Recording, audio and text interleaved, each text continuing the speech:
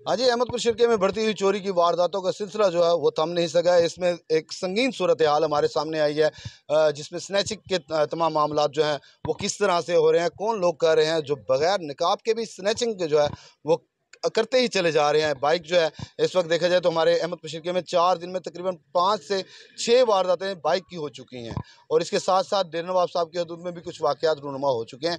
इन तमाम तर मामलात को देखते हुए हमारी टीम जो है वो बिल्कुल एक्टिव थी, इन एक्शन थी। तो इसमें एक और सूरत हाल और पेशरफ सामने आई है।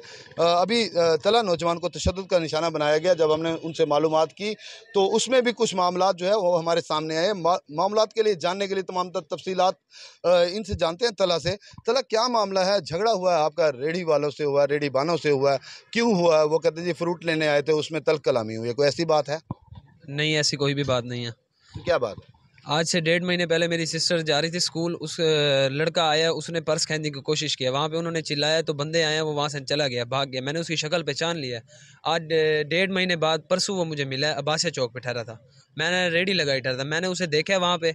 मैं उसे देखने के बाद मैंने उसके पास गया, उसे बात करने की कोशिश की। मैंने कैसे पकड़ूँ, ये चोर है।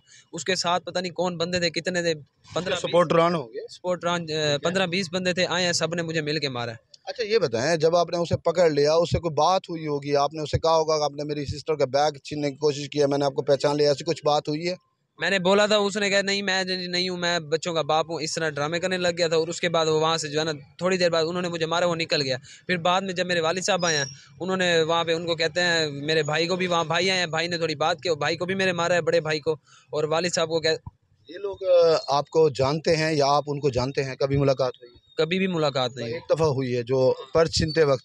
पर्स छीनते वक्त उस वक्त उस लड़के से हुई थी, बाद में अब्बासिया चौक में जितने रेडियो वाले ठहरे इन सब से हुई थी।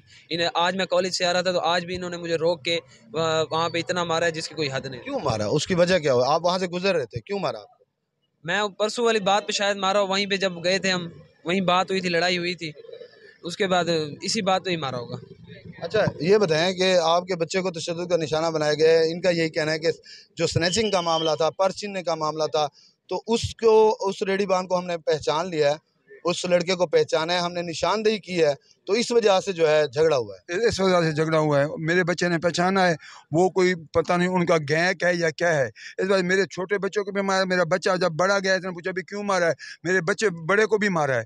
वो 25-20 का गैंग है वहाँ बना हुआ, उनका कोई सरदार भी बना हुआ है जो उनकी पोस्ट पनाही कर रहा है। सरदार तो बना होगा। ये रेडीबान अहमदपुर शिरकिया के हैं या बाहर से? नहीं, ये पता नहीं, कोई कहता है लियाकतपुर के हैं, कोई कहते हैं हमारे मेहमान हैं, जंग के हैं, ये पता नहीं कहाँ से आए हुए हैं, कौन लोग हैं, हुंडे हैं, क्या है। आज भी उन्होंने जो तशद्दुद किया है, मेरे बच्चा जख्मी है, एक मुसाफिर भी जख्मी है, 2 बच्चे जो बच्चे हैं वो वहाँ से गुजर रहे थे, उनकी बैकें भी खींच, मोटरसाइकिल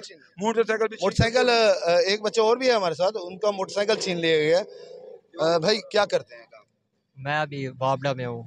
अच्छा जी, आप गुजर रहे थे जी हम वहाँ उधर से, एक मैं था, एक दोस्त था साथ, वही बाइक पे था, मैं भी बाइक पे। उधर लड़ाई हुई, हम 2 मिनट रुके हैं, उन्होंने आगे बाइक वगैरह खींच लिया, छीन लिया, छीनने की कोशिश किया, ये झगड़े का फायदा उठाने की कोशिश ये की। बाइक खींच के आप फिर उन्हें जानते हैं? कोई आपकी मुंहमारी हुई है? नहीं कोई लड़ाई झगड़ा? कोई चीज़ कुछ भी नहीं। बस सिर्फ बाइक छीन लिया जी, लेकिन वो बाइक अभी डेरा नवाब साहब में पता नहीं, वो उनके पास ही उन्होंने खींचा। आप आपसे यानी कि उन्होंने छीन लिया है? अच्छा जी तो यानी कि अब आप ये कहना चाहते हैं कि इन्होंने मौके का फायदा उठाया जी, और हमारा आपसे बाइक बाइक खींच लिया। ये जी जो तमाम तर मामला आ रहे हैं, हम किसी को मुजरिम नहीं ठहरा रहे। हमारा मकसद प्रोग्राम करने का ये नहीं है कि तमाम डेडी बाड़ों को परेशान किया जाए या उनको तंग किया जाए।